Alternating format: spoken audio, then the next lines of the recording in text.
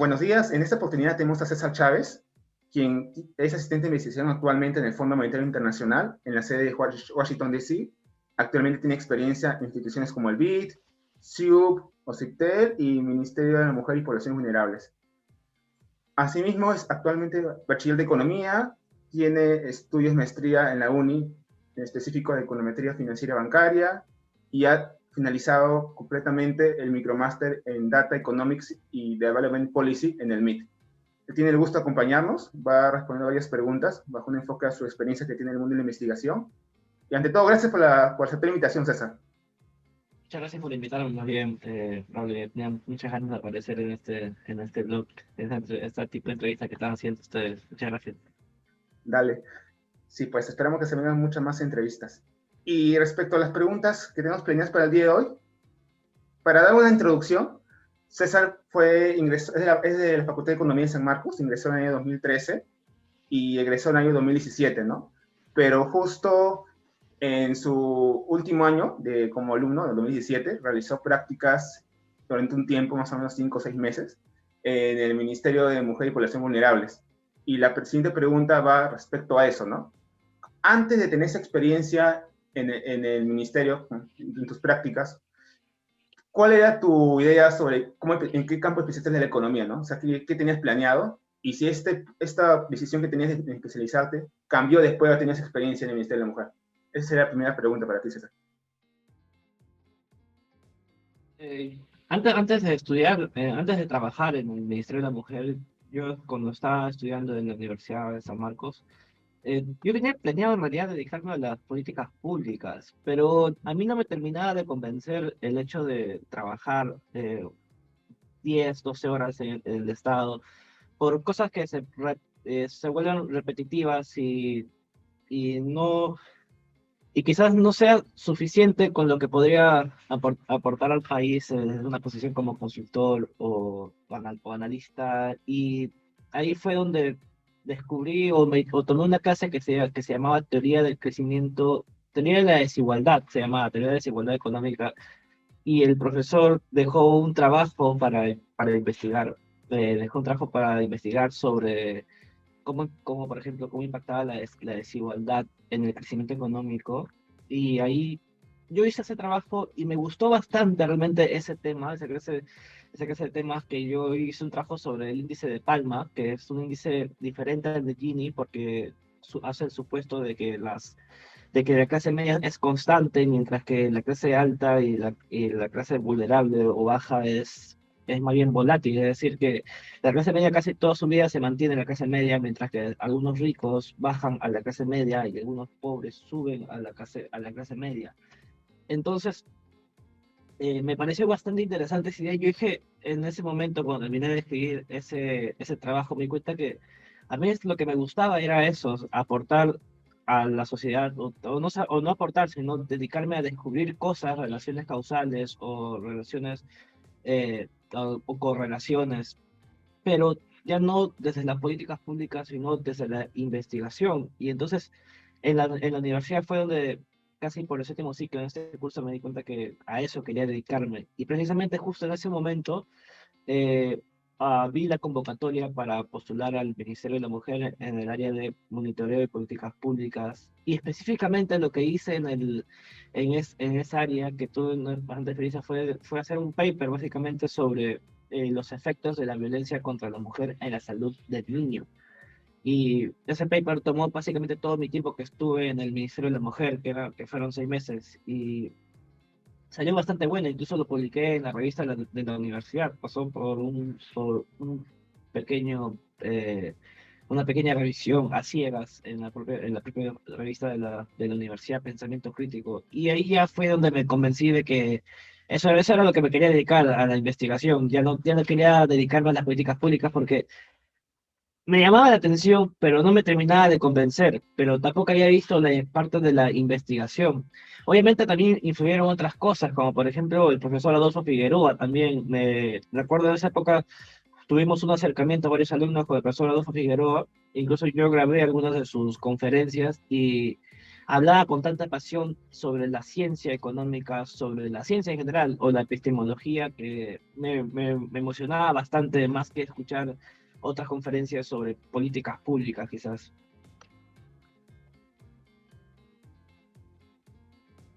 Perfecto, César. Claro, ya entendí más o menos que tu tema de interés básicamente pasó de algo más aplicado que era políticas públicas a algo más teórico, ¿no? Aportar con el tema del mundo del conocimiento, ¿no? Y ya pues, justo después, dando contexto a la siguiente pregunta, luego César, ahí fue donde justo egresó y justo inició su estudio de diploma, un diplomado en finanzas en la UNI, si no me recuerdo, ¿no? Justo ahí paralelamente también creo que si no me equivoco trabajó un tiempo en Ociptel y luego le dio la oportunidad para desarrollarse más en el mundo de la investigación cuando entró en el CIUP, ¿no? Que es el Centro de Investigación de la Universidad del Pacífico. Sin embargo, entre el CIUP y su próximo trabajo pasa algo interesante, porque justo su próximo trabajo es realizar un internship en el Banco Interamericano de Desarrollo. Y justo la pregunta que viene es sobre eso, ¿no? O sea, ¿cómo? Entiendo que es un proceso de selección y no fue una decisión de la noche a la mañana, ¿no? Y en cuanto a eso, ¿cómo te interesa esa oportunidad, no? Porque sobre todo esas iniciativas, creo que a nivel federado, como en San Marcos, no se funden tanto, ¿no? ¿Cómo te enteraste y cómo fue este proceso de selección, no? Y eso, muchas veces la pregunta es bastante curiosa, porque antes de ingresar a SIUB yo estaba en Oxitel, en el Departamento de Investigación Económica, y yo recuerdo, hasta ahora recuerdo que lo que me dijo mi papá, y cuando yo le conté que estaba ganando 1.200 soles, y me dijo, para eso te has sacrificado 5 años estudiando, me dijo, para trabajar, para ganar 1.200 soles. Y obviamente yo lo comprendo porque él desconoce cómo es el proceso de evolución de un profesional. Desde, tú no empiezas ganando un sueldo de un gerente, sino empiezas por lo más bajo, obviamente. Y precisamente en Ochitel, eh, mis jefes fueron bastante buenos conmigo, realmente. José Carlos Aguilar fue bastante bueno conmigo porque me dejaba mucho tiempo para estudiar. Y justo en ese momento yo había descubierto lo que era plataformas digitales como Coursera, por ejemplo, o EDX. Y bueno, esos cursos son gratuitos, es que tú pides ayuda financiera. Yo en ese momento, evidentemente, no tenía cómo pagar y pedía bastante ayuda financiera. Y en ese lapso de los 10 meses o 9 meses que estuve en Occidental, hice como 60 cursos esos 9 meses. Y precisamente esos cursos me permitieron ingresar a CIU. Porque apareció una convocatoria que publicó en el grupo de Bolsa de Trabajo Brian Daza, un buen amigo mío que también se dedica a la investigación, lo publicó y yo realmente no tenía mucha fe, pero pude pasar los filtros y el profesor con el que trabajé en CIU me dijo, eh, tú se ve que eres una persona bastante responsable y por la cantidad de cosas que has llevado, por lo que haces, por la pequeña investigación que había estado haciendo hasta ese momento y pasé por una entrevista también de econometría, un examen técnico con otro profesor también que era el colega del profesor con el que trabajé. Y pasé ese filtro, entonces, y ingresé a SIUP, y en SIUP hicimos una investigación y, sin embargo, el sueldo con el que ganabas en SIUP ya no me alcanzaba porque yo estaba haciendo mi maestría al mismo tiempo. O sea, yo en SIUP empecé a hacer el diplomado de finanzas, luego empecé a hacer el diplomado de econometría y mientras llevaba el diplomado de econometría me metí en la maestría de la UNI. Básicamente todo mi sueldo, el primer día de mi sueldo se me iba en pagos y me quedaba con lo mínimo, realmente estaba muy ajustado a esa época, fue bastante duro en esa época y yo dije, me gusta lo que hago, pero es inviable la forma en la que estoy viviendo. Entonces empecé a buscar alternativas, pero para mí SIUP siempre ha sido como que lo más top en investigación en Perú.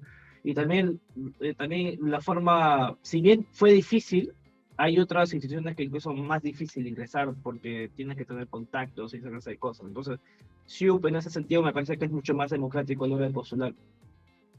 Pero como no me alcanzaba el dinero y ya no podía postular a una institución donde me paguen más por hacer lo mismo, porque yo sentía que SIUP era ya el tope, decidí buscar entonces ofertas en el extranjero y justo en LinkedIn vi una publicación del Summer Internship del Banco Interamericano de Desarrollo y dije, ya, ¿qué me queda? No tengo nada que perder, en realidad. Lo único que te pedían requisito era básicamente estar estudiando y tener, y tener tu pasaporte, porque ya la experiencia, no te pide mucha experiencia realmente para hacer el internship. Y entonces apliqué a ese internship y la primera vez me rechazaron, a pesar de que el propio, yo postulé evidentemente al área de investigación y a pesar de que el propio investigador me dijo que tenía buen CV porque justo ya habíamos terminado el paper con Nicolás Pecastain, el profesor con el que trabajé en CIU, me dijo que me faltaba hablar en inglés, la fluidez que necesitaba el inglés no era que yo tenía en ese momento no era suficiente para llegar a CIU y no me aceptaron.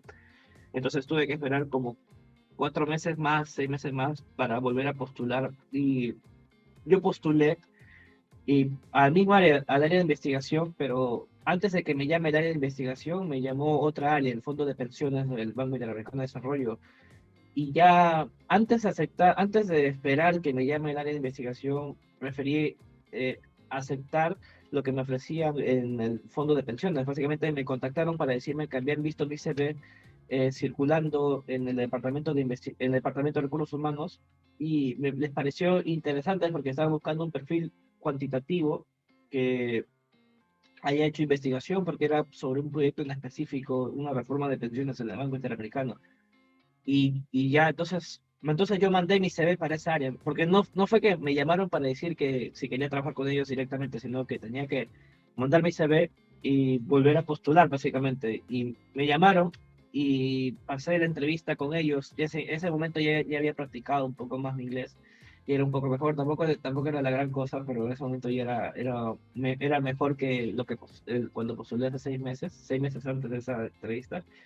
Y a los 3, 4 días justo me llama del área de investigación, pero ya había sido aceptado en el fondo de pensiones y ya tuve que declinar de la entrevista que me ofrecía el área de investigación y me quedé en el fondo de pensiones. Pero básicamente lo descubrí porque yo veía que en Perú ya veía que no había otro escalón más donde estar, porque ya estaba el CIUP y como lo vuelvo a repetir, el CIUP para mí es como que la mejor institución en investigación.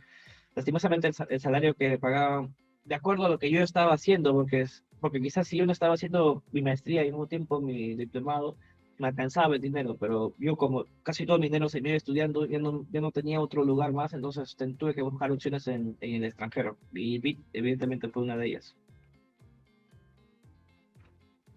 Perfecto, César. Sí, sí, nos quedó claro que básicamente por el tema de avanzar profesionalmente, viste otras opciones y justo surgió lo del BIT, ¿no? Que lo pones en LinkedIn, ¿no? Que es una red a veces que a veces encuentra también oportunidades. Y ya después, y ahora otra pregunta sobre justo la misma entidad, es que tengo entendido que casi pasaste un año en el exterior, ¿no? En la sede de Washington, me parece, ¿no? En el BIT, ¿no? Y eso debe ser un cambio así un poco chocante, ¿no? O sea, de tu vida local acá y de otro país, sí o sí utilizar el inglés que parece que no eras tan bueno en ese momento. ¿Cómo fue ese cambio tanto en lo laboral y en lo social, ¿no? Porque es un cambio total, ¿no? Y aparte, ¿cuál es el mejor aprendizaje que sientes que has llevado de esa experiencia, ¿no? Como estuve en el BIT, cuando llegué, evidentemente yo tenía miedo, evidentemente, porque era otro país, incluso yo siempre con Estados Unidos lo veía con mucho temor, porque o sea, uno ve las noticias a veces no son amigables con los inmigrantes. Pero afortunadamente cuando llegué al BIT me pude encontrar con personas bastante buenas, amables, que me ayudaron en realidad, porque yo me fui incluso sin mucho dinero. Y porque esto es curioso porque yo pensaba que si tú salías seleccionado, el BID te iba a pagar la estancia y el pasaje, o el pasaje al menos que te paga, pero no te paga el pasaje ni la estancia. Yo me enteré esos 5 días, una semana antes de que empiece el internship. Y entonces yo me tuve que endeudar y al mismo tiempo también el profesor con el que trabajé en CIU también me dio dinero por lo que había trabajado, me prestó, básicamente me regaló dinero y ya me fui con una pequeña bolsa que me duró los 15 primeros días que tú tienes que estar por tu propia cuenta y luego ya te pagan. Y el salario que te pagan sí es bastante bueno, pues si tú llegas por primera vez al BID. Pero bueno, la experiencia fue bastante buena. Es que en realidad los internships no son para que tú te quedes, sino son para que tú, no sé, hagas contacto, hagas networking y te relajes, en realidad no es que te asignen tareas bastante fuertes. Sin embargo, la probabilidad de que tú te quedes después del internship sí es bastante bajo. Nosotros ingresamos 50 y nos quedamos 4, por ejemplo. Y yo me quedé porque yo me esforcé bastante. Yo dejé de ir a las fiestas que invitaban los amigos o los chicos del internship para seguir trabajando, meterme en varios proyectos y al final de esa estadía, de esos estadías que estuve en el BIT, publiqué 2 papers de la data que pude recolectar incluso en el BIT y más el aporte de la reforma de pensiones que hicimos con mi jefe de ese entonces. Pero en términos de la parte social, no fue realmente duro. Lo que fue duro fue cuando volví a regresar, pero ya no al BIT, sino al FMI, donde sí estuve en medio de una pandemia y estuve encerrado, básicamente, solo por un buen tiempo. Pero en el tiempo en que estuve en el BIT, en el 2019, no fue tan duro porque, como repito, fue una época bastante sociable y tuve la buena suerte de encontrarme de conocer buenas personas que me ayudaron bastante, incluso personas de otros países, de Uruguay, de Argentina, ¿no? Perfecto, César. Gracias por la respuesta. Y ahora justo mencionando el Fondo Monetario Internacional, justo es la siguiente pregunta, ¿no? Ya luego regresas a Perú, creo que fue más o menos mayo, junio de 2020, y justo en ese año, creo que pasando un mes, 2 meses, fuiste aceptado como asistente de investigación en el Fondo Monetario Internacional, ¿no? Sí. Y tengo entendido que ahí estás ahorita actualmente en el área de, creo que, la Monetary and Capital Markets, me parece, ¿no? Según estaba averiguando. Y sobre eso justo iba la misma pregunta, ¿no? ¿Cómo te enteraste y cómo fue el proceso de selección, ¿no? ¿Fue más duro que el BID? ¿Cómo fue? Sí, Pues, sí, contame. fue más duro que Luis, de hecho. De hecho, pero bueno, yo acabé, muchas gracias por tu pregunta, Braulio, pero yo acabé, mi contrato acabó en diciembre, es decir, yo tuve 2 meses de internship y me contrataron como consultor 4 meses después, hasta diciembre. En diciembre me ofrecen una PEC, que es trabajar por servicios, y cuando tú trabajas por servicios, ya no trabajas desde Estados Unidos porque tu visa es cancelada, la visa que te ofrecen es cancelada, entonces tú tienes que regresar a Perú. Yo regresé a Perú en enero porque te dan un mes después de que acabe tu contrato, tú puedes la opción de regresar, yo regresé en enero. Pero antes de eso, antes de regresar, yo ya sabía que más o menos la PEC era algo así bastante, eh, no era que me atara al BIC, yo podía estar trabajando en otras cosas, entonces postulé a varias organizaciones, no solo al FMI, al Banco Mundial, postulé a la Universidad de Columbia como asistente de investigación, postulé a Brookings Institute, que es un instituto bastante reconocido acá en Estados Unidos, postulé a organizaciones de Perú como el Banco Central, el MEF y entre varias otras instituciones. Y también, pero ¿cómo me enteré del FMI? Me enteré igual que el BIT, por LinkedIn también. Vi que un investigador había compartido el FMI tiene el Research Assistantship Program, que es el programa de asistencia de investigación, que dura 2 años. Entonces yo postulé, pero evidentemente no tenía nada de fe, no sabía, yo no tenía idea de que me había contado. Yo simplemente envié igual como envié en el BIT, por enviar, así, porque llegue mi CV. Y eso lo envié en enero, y recién en mayo me escriben, pero no de este programa, sino el departamento en el cual trabajo, me escriben para decirme que ellos estaban buscando un asistente de investigación, pero los CVs que les habían llegado no calzaba con el perfil cuantitativo que ellos requerían porque era para unos proyectos en específicos. Y entonces pidieron una segunda ronda de CVs y entre esos CVs llegó el mío, pero le dijeron que yo había postulado al Research Assistantship Program. Y ya ellos me explicaron que mi CV sí calzaba con lo que ellos estaban buscando, un perfil bastante cuantitativo. Y es curioso porque lo mismo me dijeron en el BIT, que la primera ronda de CVs que le enviaron a esa área, no calzaba con el perfil cuantitativo que ellos estaban buscando y pidieron una segunda ronda y ahí fue donde llegué yo. Las 2 veces básicamente fueron lo mismo, pero en el FMI sí fue más duro porque, te vuelvo a repetir, tampoco es que me contrataron para decirme, vas a trabajar con nosotros, sino para postular a esa área y pasar por un proceso de selección. En ese proceso de selección, yo vi esa oferta, y esa también fue curioso porque eh, yo estoy suscrito, en ese momento también estaba suscrito a los artículos de opinión que tenía el FMI mensualmente, semanalmente. Y yo pensé, cuando vi ahí el International Monetary Fund, yo pensé que era otro artículo de opinión más. No le había tomado mucha importancia, pero luego vi que decía Research Assistant y entonces dije, pues vamos a ver qué es lo que dice y era precisamente esa oferta de asistencia de investigación. Entonces, entonces acepté, pasé por la entrevista de recursos humanos y luego de esa entrevista di un examen que consistía en un examen tipo el Banco Central en realidad, solo que en vez del reporte de inflación era el Global Financial Stability Report, que es un reporte trimestral que publica el FMI, específicamente el Departamento de Monetaria en Capital Markets. Ese vino ese reporte. Vino macroeconomía internacional, el modelo Mundial Fleming, modelo de crecimiento, bueno, cosas así, y también econometría. Vinieron estas tres cosas. Y yo cuando lo di, el examen sí estuvo bastante duro, incluso fue en inglés.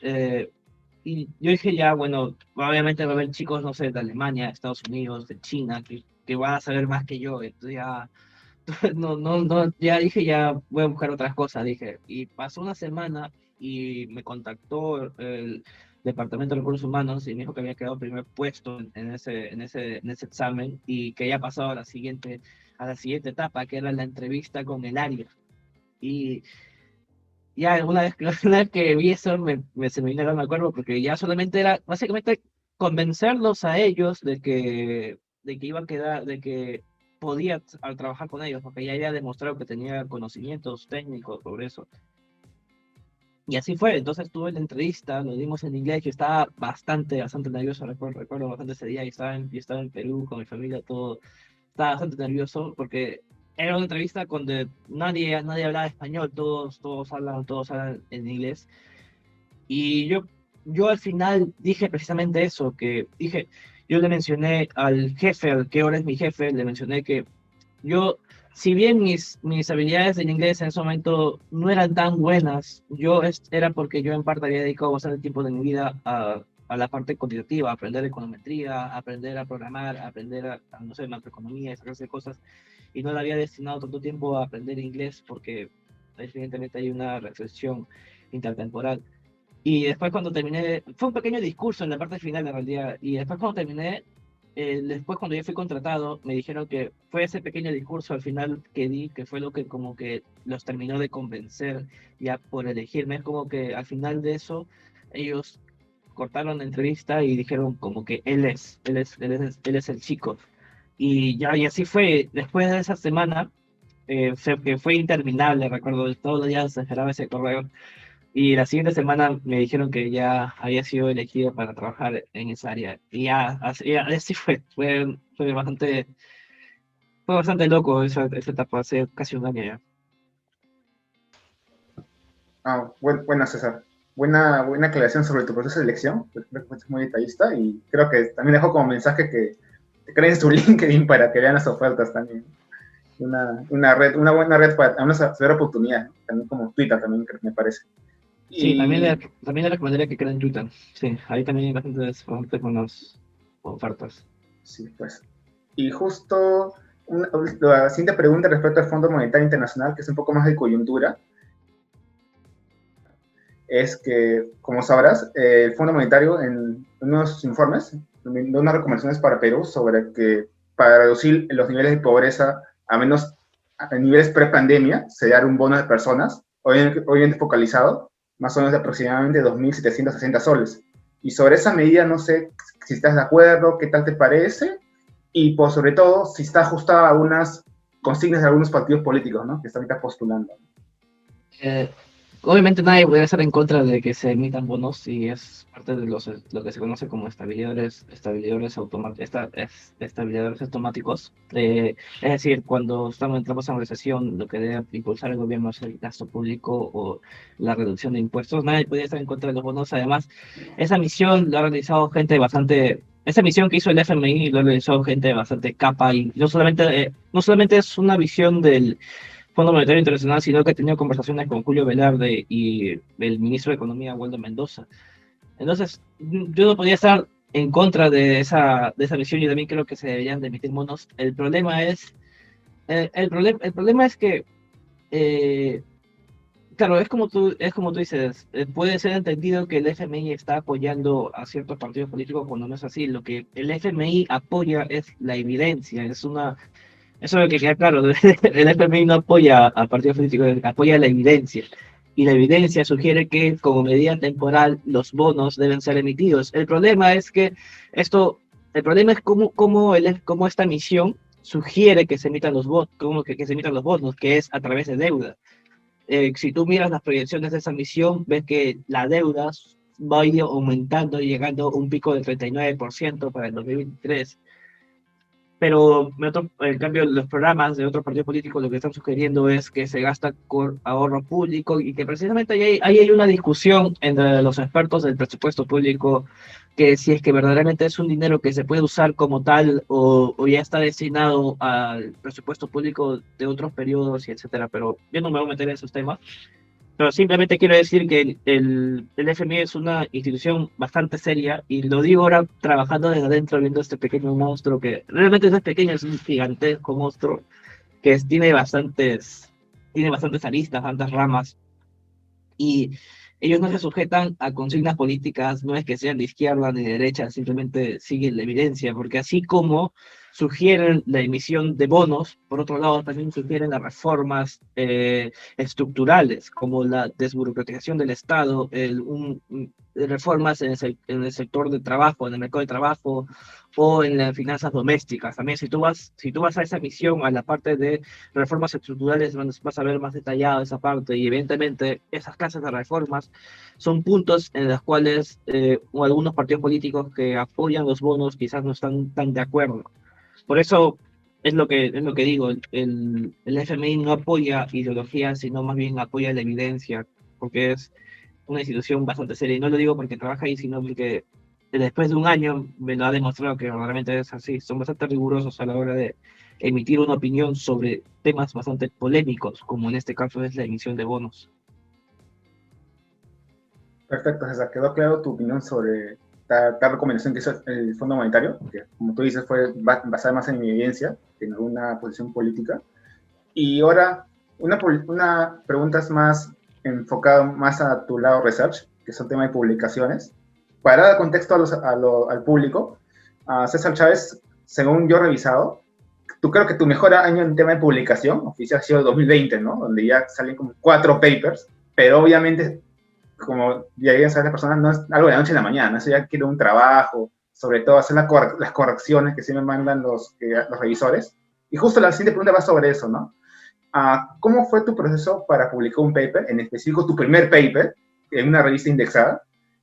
¿Y qué emoción sentiste cuando ya finalmente viste que fue publicado, ¿no? Que decía César Chávez, ¿no? No sé,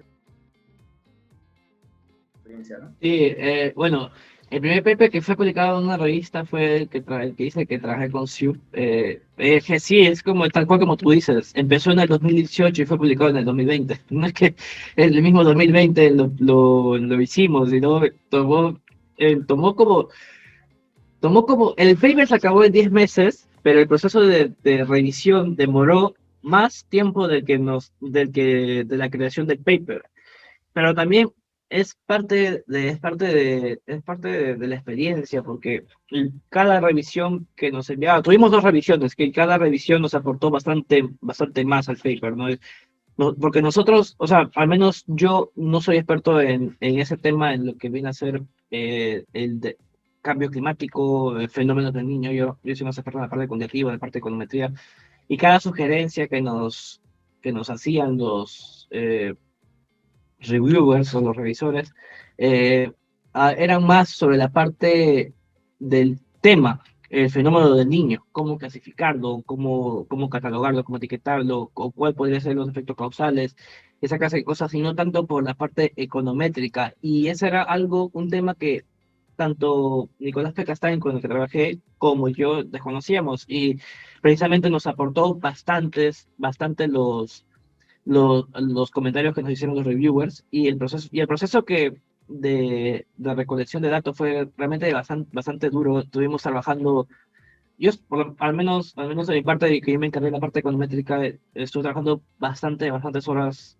fuera de incluso del trabajo cómo realizar un mejor modelamiento econométrico para que no tenga críticas y precisamente eso fue lo que logramos, que no hubiera críticas en la parte econométrica, sino más bien en la parte de la literatura, en la parte de la explicación causal del fenómeno y etcétera. Pero sí, fue una etapa bastante dura y como lo voy a repetir, no es que es de la noche a la mañana. Yo empecé en el 2018 el paper y recién se publicó en el 2020.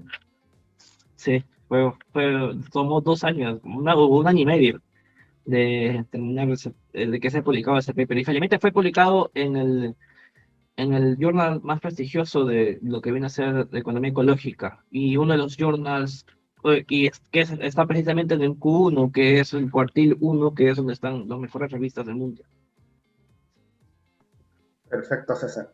Justo en línea a lo que estás comentando, como había comentado hace un momento, tú habías explicado 4 papers, ¿no? O sea, creo que 2 eran relacionados al tema de tipo de cambio real, bajo un enfoque de los países en América Latina.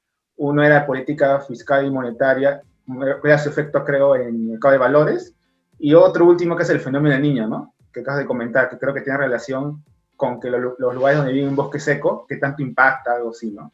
Y mi pregunta es sobre esto, ¿no? O sea, cualquiera que revisa ajeno a que te conozca ve que de tus papers, 3 papers van para el lado más macroeconómico, ¿no? Y el fenómeno del niño es como algo un poco particular, ¿no? Me parece que según lo que nos has comentado en la entrevista, va un poco más a tu experiencia en el SIUP, ¿no? Que fue el primer contexto que se apareció, pero ¿hubo algún otro motivo por el cual hubo romper esa tendencia? Y además, ¿cómo surgió ese problema de investigación, ¿no? ¿Cómo fue, no? Me llamó la atención. ¿Cuál problema de investigación sobre el SIUP? Ah, sí, sobre el fenómeno del niño, que me parece que fue bajo el Ya. marco del SIUP.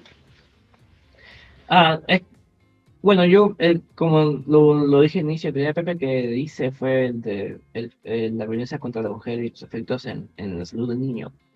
Y evidentemente, a mí siempre me ha gustado la macroeconomía, pero no es que las oportunidades yo diga, me gusta la macroeconomía, quiero encontrar un profesor con el que trabaje sobre macroeconomía. Simplemente tomé las oportunidades que había y el MINC, el Ministerio de la Mujer y Poblaciones Vulnerables, me dio la oportunidad de investigar sobre la violencia contra la mujer y el fenómeno del niño. Entonces hice ese paper, pero no es que sea mi campo, yo evidentemente no me dedico a eso. Y fue curioso porque también cuando hice ese paper yo dije, bueno, entonces ya me voy a dedicar a la microeconomía, al desarrollo, a la economía de desarrollo, pero por casualidades de la vida he terminado trabajando en el Fondo Monetario Internacional, que es de full macro y que precisamente es lo que me gusta. ¿Y cómo surgió la idea del SIUP? Bueno, esto es precisamente porque es la línea de investigación del profesor Nicolás Pecastain, que él es francés, pero le fascina todo lo que viene a ser el fenómeno del niño, y Perú es uno de esos lugares donde el fenómeno del niño ataca, por así decirlo. Entonces, cuando él me contrató, me planteó esa idea de ver los efectos del fenómeno del niño en los bosques secos y por qué las comunidades dependientes de bosques secos. ¿Y por qué las comunidades dependientes de bosques secos? Porque él tiene una parcela en Piura y veía cómo es que a las personas que trabajan alrededor del bosque seco, que producen algarrobina y esa clase de cosas, por un periodo, en la época en la que se produce en la época en la que se produce el fenómeno del niño, estas bosques secos son destruidos, pero el proceso de recuperación gracias a este fenómeno del niño es más rápido que en otros lugares donde no hay bosques secos. Entonces era medir más o menos el impacto de cuánto tiempo determinaba de recuperar las comunidades dependientes de bosques secos y cuánto tiempo se terminaba de recuperar las otras comunidades que no eran dependientes de bosques secos. Y eso fue básicamente esa idea fue donde, a partir de esa idea fue donde desarrollamos. Entonces trabajamos con censos, trabajamos con la encuesta nacional de hogares, trabajamos con data que pedimos del Ministerio del Ambiente, georreferenciadas y esa clase de cosas. Y así fue como desarrollamos la idea. Y fue una idea bastante interesante. Y de hecho, si es que no me hubiese ido al BIT, me hubiese seguido trabajando seguramente en esta clase de cosas porque aprendí como un mundo nuevo realmente. Todo lo que tiene que ver sobre el fenómeno del niño es un tema bastante amplio que En otras partes del mundo, como en África, que también sufren del fenómeno del niño y que también tiene bosques secos, se estudia bastante y hay financiamiento sobre esta línea de investigación. Y seguramente si es que no me hubiese terminado siendo también hubiese estudioso del fenómeno del niño. Perfecto, César. Sí, nos quedó claro de que básicamente fue el contexto, ¿no? De que te el investigador y está en la agenda en base a lo que ella pensé averiguar, ¿no? Y justo interesante es que justo de acuerdo a su realidad se recorrió el plan de investigación. Es algo bien interesante que como ella ha surgido, ¿no? Por su parcela que tenía. Y justo, hablando justo del tema de tu tema de interés en tema de investigación, justo la siguiente pregunta va en línea a eso, ¿no? O sea, tú como comentaste, hay oportunidades que tú tienes que aprovecharlas y no es que tú las decías, pero sin embargo, según revisé, tú has llevado 2 micromaster, ¿no? Uno que está en proceso, que es de Statistics and Data Science, creo que has llevado 2 o 3 de 5, y otro que es el micromaster en Data Economics y Development Policy, ¿no? Que sí lo acabaste, ¿no? Pero ese es como que va hacia un lado más de economía de desarrollo, ¿no? más policy, ¿no? Pero ahí tú decides llevarlo, y a mí me llama la atención, porque si te interesa un poco más lo macro ahorita, y llegaste en ese momento, el tema del micromaster, ¿no? Y dando contexto antes de responder la pregunta para los espectadores, es que básicamente a través de plataformas, si no me acuerdo, hay X sucursal en las dos, hay estudios a nivel de maestría que sean micromaster, que ofrece el MIT, para llevar a ese nivel algunos cursos de diversas especializaciones, que como mencionar dos, donde te puedes llevar 4 o 5 cursos, más o menos un año y medio, de acuerdo a tu ritmo, y los puedes convalidar más adelante mediante exámenes y mediante un proceso de selección para que lo puedas convalidar y la maestría finalizarla, ¿no? En el mismo MIT. Esas son las oportunidades y ya básicamente esa es la pregunta, ¿no, César? ¿No? ¿Por qué decidiste llevar a finalizar ese micromaster, el de Data, Economics y Development Policy, si tu tendencia es más hacia la macro, ¿no? Sí, es bastante curioso, sí, cualquiera que me iría a pensar eso, pero es que la macro se suele pensar que son ecuaciones, modelos estructurales, modelos ESG, esa clase de cosas, pero yo me dedico a la macro, pero lo que viene a ser la parte econométrica. A mí no me gusta tanto ecuaciones, sino más modelar econométricamente. Y precisamente llevé el micromaster porque, nuevamente, Brian Daza, que es un buen amigo mío que se dedica a la investigación, terminó ese micromaster y a mí me llamó bastante la atención, pero él siguió el máster en el on-campus, es decir, en el propio MIT. Pero yo no tenía planeado seguir on-campus porque precisamente no es lo que yo me quiero dedicar. Development no es algo que me quiero dedicar. Y a mí me gusta el international trade, currencies, exchange rate, esta clase de cosas. Pero el propio micromaster tiene econometría, tiene matemática, tiene estadística y tiene una literatura enorme sobre varios temas. Entonces, cuando una vez que completé los 6 cursos me pareció fascinante en realidad. Y, y está barato para los estudiantes de países en vías de desarrollo como nosotros, porque el curso en sí, si tú vives en un país desarrollado, es $1000 por curso, pero si tú eres de Perú, por ejemplo, o si tú justificas que tu salario anual es menor a $30,000, evidentemente todo el mundo de Perú creo que cobra menos $30,000, tú puedes pagar $100. Entonces, $100 ya, si bien sigue siendo un poco caro, yo creo que con esfuerzo sí lo puedes pagar 300 soles, si no 50 soles. Y así fue como tomé. Y entonces me pegué tanto en ese micromaster que cuando lo terminé, justo salió el de Statistics, Data Statistics, creo que se llama así. Y lo empecé a tomar y me faltan 2 cursos para terminar. Ahora lo dejo en stand-by porque estoy apretado con mi trabajo y con otras cosas, con otros temas de investigación.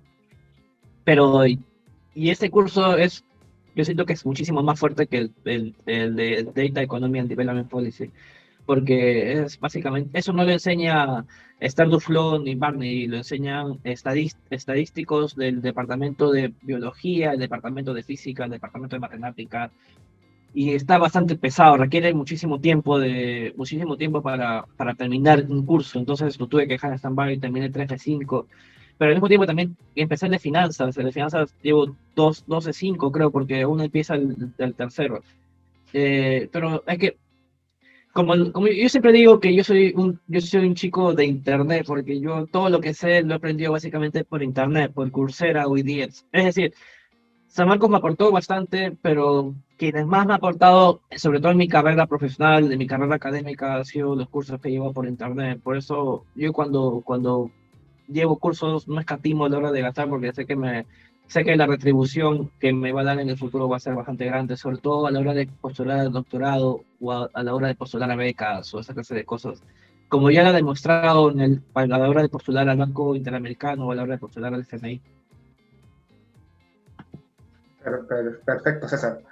Sí, justo apuntado a lo que mencionas al tema de rebaja del pago de micromaster, que también trataba de llevar algunos cursos y veo que es pesado. Justo también otra modalidad, ¿no? Comentando a los chicos. O sea, aparte de que te clasifican por el tema de tus ingresos, también, incluso directamente en la misma plataforma, puedes solicitar lo que tú decías, una ayuda económica, ¿no? Y una vez en mi caso lo hice y me bajaron, creo que a $30 un curso de mí. Así que eso es también otra modalidad. Creo que no es tan conocido, porque generalmente lo hacen por el tema de rango, ¿no? Pero es tema de, básicamente, y mucha disciplina, ¿no? Porque sí, el de estadística es demasiado cuanti, si he visto los libros. El curso de probabilidad, estadística, sí son medio pesaditos. Y justo en línea de los MOOCs que estás comentando, MOOCs, entiéndase como cursos virtuales de Coursera, X, como creo que ya respondió, pero la pregunta de la siguiente, ¿qué tanto sientes que aportar tu aprendizaje? Que creo que ya lo has mencionado. Creo que aparte de tus conocimientos, también es una forma de señalizar que tienes interés por aprender por cuenta, disciplina, ¿no? Que creo que se pasó en el SIU. Ese por un lado. Y otro, creo que sobre todo, que la que tendrás que responder ahora, es cómo has enfrentado esa clásica procrastinación que está asociada a los MOOCs, ¿no? Porque tú puedes llevarlo a tu ritmo, la certificación no es tan cara, es casi creo que cualquier curso acá en Perú, creo que realmente es como $40, $50, depende, pero tú llevas varios cursos en altas frecuencias. El César ha llevado especializaciones, micromaster, y siempre está ahí, ¿no? Esa es una particularidad de tu CV que creo que es difícil de omitir, ¿no? ¿Y cómo se enfrenta a esa clásica procrastinación? Que creo que todo el mundo quizás que está en este día lo ha enfrentado, ¿no?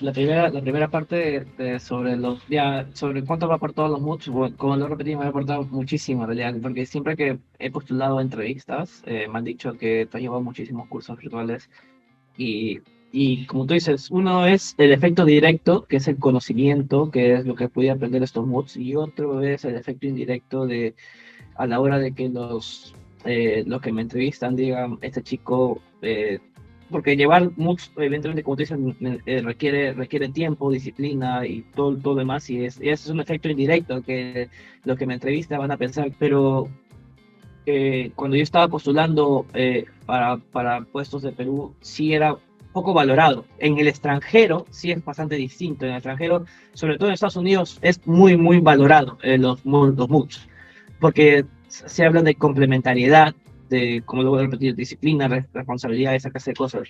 Y sobre la segunda pregunta de la procrastinación, bueno, es que es algo que ni yo sé en realidad, ni yo sé, porque yo he sido una persona bastante vaga, o sea, bastante que no era tan responsable en el colegio en realidad, pero creo que el punto es que yo elegí lo que me gusta. A mí me gusta la economía, muero por la economía, me gusta decir que soy economista, es lo que, como siempre, es lo que mejor es lo que mejor sé hacer, ser economista. Eh, y seguir aprendiendo más cosas de economía, aun cuando cueste o aun cuando tenga que gastar bastante dinero sobre esos temas, no sé, es algo que yo lo veo bastante compensado, bastante que digo, vale la pena. No sé, para el micromaster de estadística creo que me gasté como $1.200 y uf, o sea, si yo me pongo a pensar de cuánto he gastado, diría, no, esto es bastante dinero, pero si luego me pongo a ver en la retribución que va a generar en conocimiento y en certificado, porque evidentemente eso es una validación de que tú conoces el tema, porque evidentemente viene del MIT, viene del MIT, viene de una institución bastante seria, bastante responsable a nivel internacional. Entonces digo, vale la pena, y creo que si tú pagas los cursos, te da como el incentivo a terminarlos, porque si tú lo recibieras gratis, quizás no le meterías tantas ganas para terminar, porque al fin y al cabo es gratis, pero si a ti te cuesta ese dinero, creo que dices, no, no, me ha costado ese dinero y prefiero terminarlo. Y eso, y últimamente, ahora que puedo pagarlo, ahora que ya puedo costearme los cursos, absolutamente pago los cursos. Antes, al inicio, cuando no te pagaba, sí pedía bastante ayuda financiera y yo diría, no se sienta mal si pide ayuda financiera, es normal que pida ayuda financiera, no todos hemos nacido en cuna de oro, es normal. Más bien aprovechen que Coursera es bastante bondadoso a la hora de dar ayuda financiera, te lo da básicamente gratis. ¿No? Y EDX te da como 70%, 80%, no, 90% de descuento, creo. Entonces, sí, me ha aportado bastante y al hacer al estudiar lo que me gusta, creo que es lo que hace que sea disciplinado sobre ese tema, porque no estudiaría cosas que no me gustan y pagarlos por cosas que no me gustan, porque al final sé que lo terminaría abandonando. Sí, sí, perfecto. César, gracias por la aclaración. Como tú dijiste, el tema de los MOOC es tanto un efecto directo para todo el conocimiento, indirecto, ¿no? Para señalizar el tema de disciplina, el tema del interés, ¿no? Y claro, y aclarando que básicamente los MOOCs hay de todo, ¿no? O sea, tantos temas quantis, qualis, software, así que les invito a chicos a que puedan ver. Igual, el link de las plataformas se va a poner abajo del video, pero igual, ¿no? Aprovechen esa O me oportunidad pueden como menciona contactar César. también si quieren, me pueden contactar, me ha encantado en realidad de que me escriban sobre esto, hacer cosas. Sí, normal, ya justo aprovechando la iniciativa César, ya también debajo del video vamos a poner su contacto para que cualquier cosa sobre todo de los MOOCs y otra, bajo el contexto de investigación, le hagan con confianza, ¿no? En de San Martinos. No, Y cualquiera, cualquiera, sin problema. cualquiera, cualquiera. Disculpe. Y justo otra pregunta, hablando del mundo de research, de investigación, como tú has visto, y un poco es una pregunta más personal, como tú has visto en el mundo de la investigación, sobre todo en las universidades públicas acá en Perú, no se fomenta tanto la investigación, ¿no? O sea, tanto por el tema económico, por el tema de no tener tantas herramientas que se tienen a nivel pregrado para desarrollarte, porque si tienes que generalmente ser un poco duro en la parte cuanti. ¿Qué iniciativa estás haciendo o tienes pensados en el futuro para quizás cerrar esta brecha, ¿no? Al menos acá a nivel Perú, sobre todo en los estudiantes de pregrado, ¿no? En un contexto particular quizás de San Marcos, ¿no? Sí, sí, justo es curioso porque la semana pasada tuve una conversación con algunos chicos de acá, de San Marcos, que también se dedican a la investigación, como Luis Palomino, Brenda Sac, Montaño, la formación de un grupo de investigación que también nos permita dar conferencias, charlas, talleres a chicos que se quieran dedicar a la investigación, porque la situación en la universidad pública ha mejorado, es decir, ahora hay más oportunidades. Hace unos años, una persona de una universidad pública como San Marcos hubiese sido imposible ingresar al PIB por la cantidad de contactos que tienen las universidades privadas, pero ahora siento que se ha democratizado un poco más, pero aún es insuficiente, evidentemente. Necesitamos más network, más redes de contactos para los chicos de universidades públicas. Yo no hablo ya en general de San Martín, ¿no? Sino hablo de la UNI, hablo de la Universidad de Callao, hablo de la Universidad José Fausino Sánchez Carrión, de la Universidad de Barranca, de la Universidad de Huamanga, de las universidades de provincias, de las universidades públicas de provincia, para que de alguna manera aperturar a todos los chicos que se quieran dedicar a la investigación a través de que vienen de universidades públicas, porque eso también fue algo que sí me chocó cuando vine por primera vez a Estados Unidos, es que todo el mundo que está acá y que es peruano viene de una universidad privada, precisamente de la Pacífico y la Católica, que yo de por sí no lo veo mal, porque yo digo, si yo me quisiera dedicar a la investigación y tuviera los contactos también, solamente hubiese hecho lo mismo, no, pero ahora que ya hay más oportunidades, ahora que ya hay más chicos, no solamente yo, sino otros chicos que ya están trabajando en instituciones importantes como IPA, como el propio BIC o Banco Mundial, que son de universidades públicas, siento que ya es hora de unirnos, de integrarnos, porque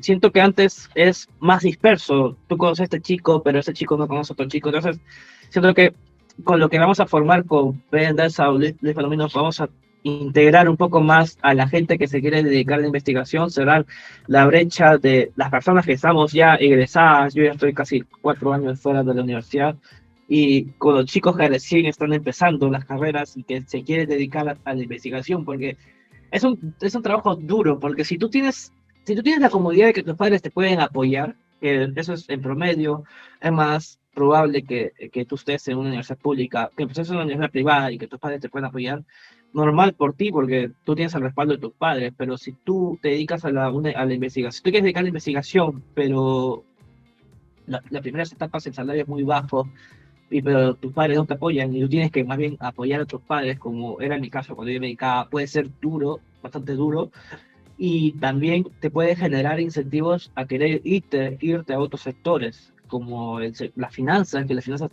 son bien pagadas, o el propio sector público. y ya te olvidas de la academia o de investigar y perdemos un talento que se va al sector privado y deja la investigación. Y quizás en la investigación pudiese haber hecho aportes interesantes a la academia, no solo a nivel de Perú, sino a nivel internacional. Por lo tanto, yo creo que es importante generar un network y de esta manera pasar ofertas de trabajo, no sé, ofertas de trabajo o capacitarlos para incrementar el capital humano y de esta manera se vuelvan competitivos y puedan competir de igual a igual con chicos que vienen de universidades públicas, que vienen con el respaldo de sus padres, que vienen con el capital humano, porque los profesores, por ejemplo, del curso de extensión del Banco Central suelen ser sus propios profesores en su universidad y ya vienen con ya van con cierta ventaja. Siento que generando esta clase de iniciativas podemos aportar al desarrollo de la academia o la investigación en el sector público. Y precisamente quería recalcar eso, quería dar mis felicitaciones a Nicolás Butrón, el chico que ha quedado primer puesto en el curso de extensión del Banco Central de Reserva, que es el Marco de... No lo conozco, siento que ya estoy muy viejo para conocer personas que están estudiando, pero mis felicitaciones para ese chico, creo que es el segundo chico que he oído que ha quedado primer puesto y queda esa marca, así que felicitaciones para Nicolás Butrón, que no sé si lo viera, pero bueno, igual, quería resaltar ese punto. Esperemos que lo vean, ¿no? Si no lo etiquetamos en la publicación.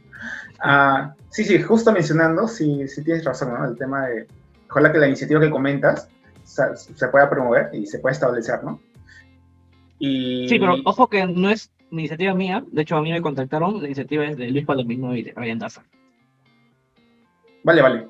Gracias por la aclaración. Y si en caso alguna vez necesitan un apoyo con la difusión, no se duden en encontrarse con la Rotonda Blog, que ahí justo hacen esa premisa, ¿no? De difundir ese tipo de cosas. Y por último, la pregunta de cierre, que creo que es la pregunta típica, pero creo que es necesaria hacerla. ¿Qué recomendaciones darías a la gente que nos está viendo para entrar al mundo de la investigación, ¿no? Para dedicarse a eso? ¿Cómo representa el nivel de pregrado? ¿Qué deben tener sí o sí clara para dedicarse a este mundo? Lo primero es que te tiene que gustar. Tienes que... yo digo, yo soy un economista a tiempo completo. A mí me gusta la economía, yo amo la economía. Es lo que... afortunadamente es lo que mejor sé hacer y la vida me ha sabido retribuir por hacer lo que me gusta. Entonces, si a ti te gusta la investigación, métele con todo tu esfuerzo que puedas. Y evidentemente las primeras etapas pueden ser duras. Yo también pasé etapas duras. También tuve ganas de irme al sector privado porque al fin y al cabo, transversalmente, a mí lo que me gusta es la parte cuantitativa. He hecho un poco de data science también. Pero felizmente tuve esa resiliencia de decir, no, yo quiero dedicarme a la investigación. Entonces, de alguna u otra manera, la vida me ha colocado en puntos claves o en centros de investigación importantes y que me ha permitido hacer lo que me gusta. Eso es lo que les recomendaría, que resiliencia y que si se van a dedicar a la investigación, elijan el campo que mejor les gusta, porque no digo como un cliché de que si haces lo que te gusta, no estás trabajando. No es así, evidentemente estás trabajando y mereces ser retribuido, sino que lo ves un poco más suave. Yo, por ejemplo, yo puedo pasar, no sé, 7 horas, 8 horas programando, haciendo tablas, haciendo gráficos, y no siento que he perdido el tiempo, o aún cuando haya hecho 2 gráficos o 2 tablas, porque es lo que me gusta y me gusta que salga bien. O sea, no solamente es hacer lo que te gusta, sino hacerlo bien. Al menos ese es mi lema, lo que hago, hacerlo bien. Y eso es gran parte de lo que me ha inspirado a hacer varias cosas. Por ejemplo, en el BIT, mi proyecto justamente era hacer una reforma, participar en el proyecto de una reforma del fondo de pensiones en la parte de S&P, que es el Staff Retirement Plan.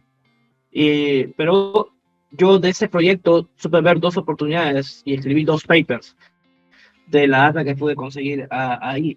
Y esos 2 papers han sido publicados, que precisamente es sobre la determinación del tipo de cambio real. Entonces, ver oportunidades, hacer lo que te gusta y ser bastante resiliente al inicio.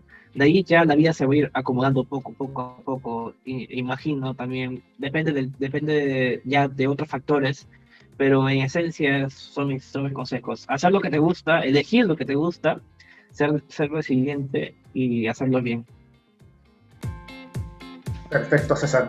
Gracias por la respuesta sobre el tema de qué tipos de tareas para la gente que se mete en una investigación, que le guste y que lo haga bien como tú has mencionado. Y ya pues, ¿no? Esas son todas las preguntas que teníamos planeado. Y ha sido un gusto compartir desde tu punto de vista en el mundo de la investigación para todos los chicos. Espero que les haya gustado todo el contenido que le hemos mencionado de manera gratuita. Y pues eso sería todo, ¿no? Hasta otra oportunidad. Y gracias, César, sobre todo por haber estado en la investigación. Muchas gracias, Ryan, a ustedes por invitarme. Tenía muchas ganas de aparecer acá, como dije. Me parece muy espectacular sus iniciativas que están haciendo, Rotonda, otra clase de iniciativas que he estado viendo sobre las conferencias. No, están quedando muy bien. Muchas gracias, de verdad. Muchas gracias, Ryan, a ustedes por invitarme. Vale. Hasta luego, chicos. Eso es todo. Gracias. Chao.